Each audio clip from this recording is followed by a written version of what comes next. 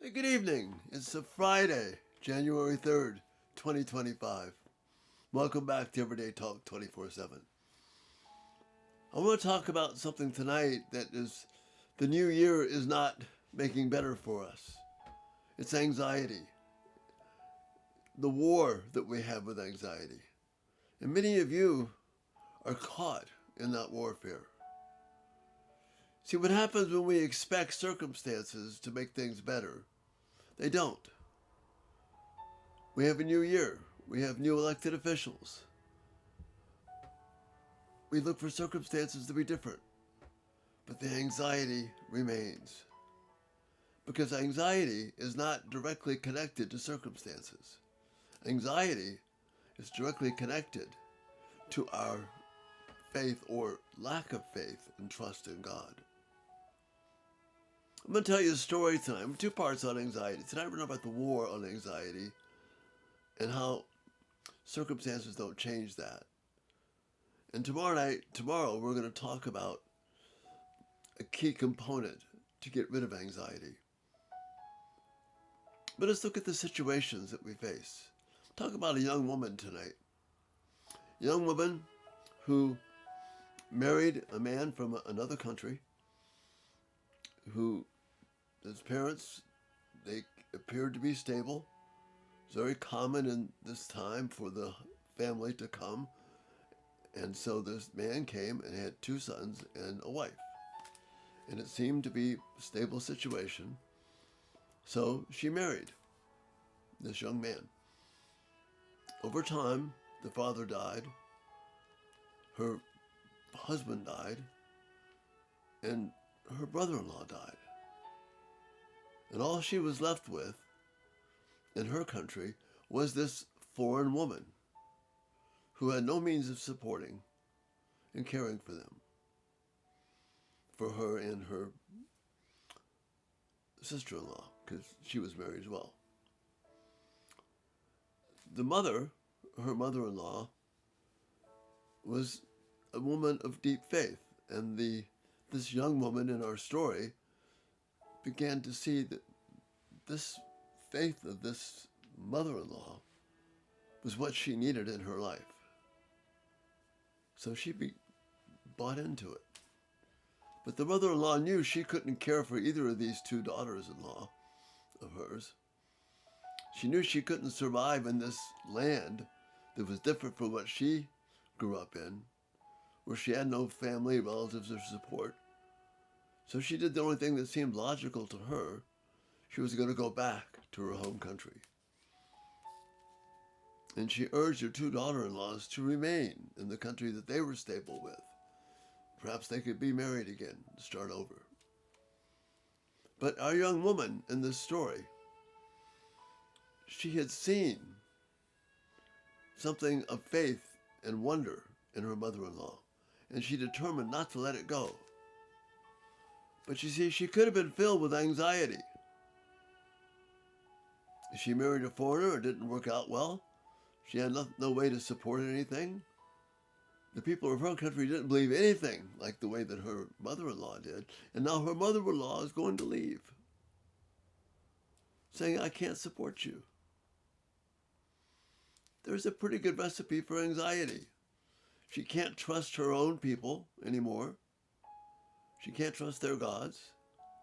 And all that's left is this one old mother-in-law who's going to go back to her country, which is filled with even more foreigners, more difficult things for her to overcome. The recipe for anxiety. Yet, how does this young woman, her name is Ruth, how does Ruth respond in the face of these circumstances which would normally cause great anxiety, this war with anxiety? Listen to how Ruth responds when her mother-in-law says, no, you stay here. I can't take good care of you. Your best hope is here. And Ruth says, don't urge me to leave you or to turn back from you. Where I go, and where you go, I will go. Where you stay, I will stay.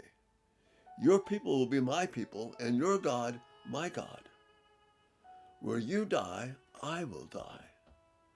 and there I will be buried. May the Lord deal with me ever so severely, if anything but death separates you and me. See, Ruth had plenty to be anxious about. Things weren't certain in her own country. Things were far less certain in this new country.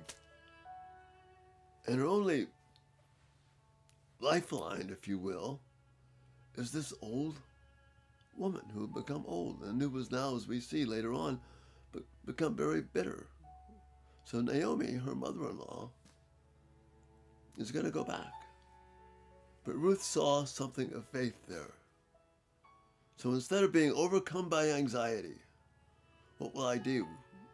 Who will care for me there? What hope do I have? You could just tick off the things that she could be anxious about. She was at a war with anxiety. How she handled it? She handled it with a commitment to faith. It was something that made no sense logically. But does it? Don't urge me to leave you or to turn back from you. Where you go, I will go. And where you stay, I will stay. Your people will be my people, and your God, my God. That's how she addressed her anxiety, with a commitment to God.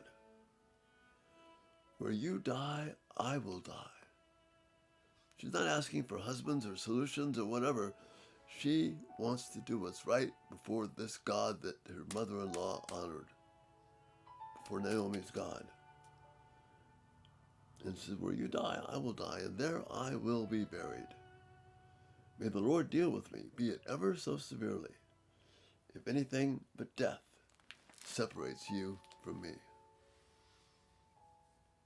She didn't know that she was going to be unbelievably blessed in this new land. She didn't know that she would become the grandmother of King David and become part of the line of Christ. She didn't know any of that. She just knew that she was going to be committed to this God that she saw living by faith in her mother-in-law.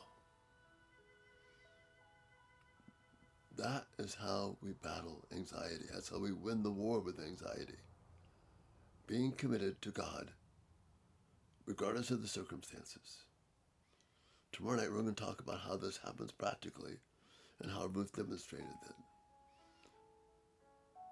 Circumstances will not relieve your anxiety. Commitment to God will. Again, I love your thoughts and your feedback. This is so important because I know so many of you are facing and in this battle with anxiety. And God has a way out that will bring everlasting peace. Thanks for being here, and Lord willing, we'll see you tomorrow. Good night.